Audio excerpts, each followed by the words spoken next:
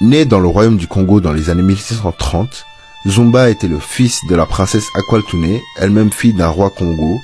Durant la bataille du Mbuila, il est capturé et réduit à l'esclavage par les Portugais et transporté jusqu'au Brésil où il fut contraint à travailler dans les plantations aux côtés de ses frères et sœurs et de nombreux autres nobles capturés à la suite de la bataille.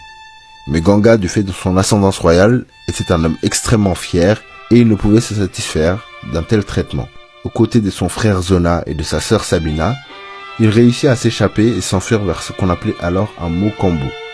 Les Mokambo, c'étaient plusieurs villages fédérés entre eux et rassemblant des milliers de personnes qui, comme Ganga Zumba, avaient réussi à s'enfuir des plantations. Leur nombre ne cessa de croître et dans les années 1670, Zumba émerge comme le leader du Quilombo dos Palmares, l'un des plus grands groupements de Mokambo de la période. C'est à ce moment-là que Zumba devient Ganga Zumba. C'était un véritable pied de nez pour le gouvernement hollandais qui était devenu maître de la région durant cette période. Le Brésil était censé être un territoire complètement conquis et l'existence de ce Quilombo était donc une véritable humiliation pour les armées coloniales. Ganga Zumba, en tant que roi de Quilombo dans les années 1670, a mené d'innombrables attaques contre les esclavagistes et malgré les menaces répétées des autorités coloniales, le Quilombo dos Palmares a prospéré et agrandi ses rangs pendant plus de 15 ans.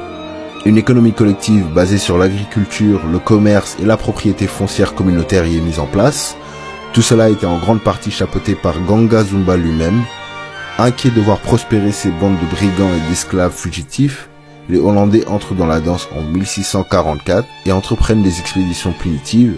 Ils échouent à 2 reprises, mais après la restauration de l'autorité portugaise en 1654, d'autres tentatives vont se succéder. Des dizaines d'expéditions militaires ne suffisent pas à détruire le Quilombo dos Palmares. Ganga Zumba a donc solidifié son statut grâce à ses prouesses, son charisme et surtout son esprit tactique militaire et régna avec succès sur ce royaume nouvellement fondé pendant plus de 15 ans.